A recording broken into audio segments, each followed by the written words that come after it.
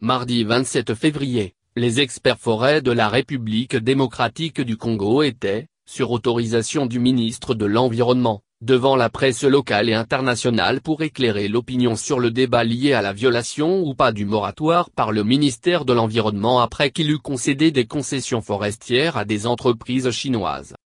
À en croire José Ilanga, directeur général forêt, les nouvelles concessions forestières, dont quelques-unes ont été attribuées aux entreprises chinoises par le ministère de l'Environnement, ne sont pas sous le coup du moratoire.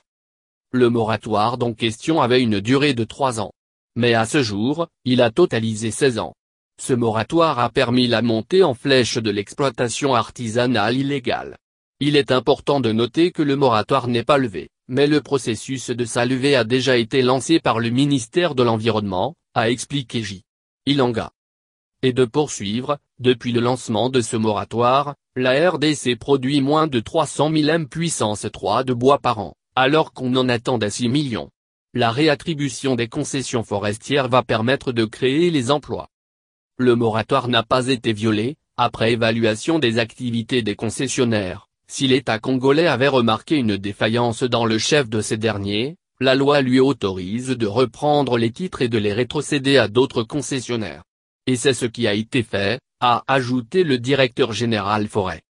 Il s'avère important de noter, le moratoire concerne les concessions forestières non encore exploitées. À propos des tourbières, les experts forêts ont indiqué que celles-ci ne sont nullement menacées, car les zones les abritant, ne sont, géographiquement pas exploitables. Ces nouvelles mises au point viennent battre en brèche la position soutenue par plusieurs dont Gramps.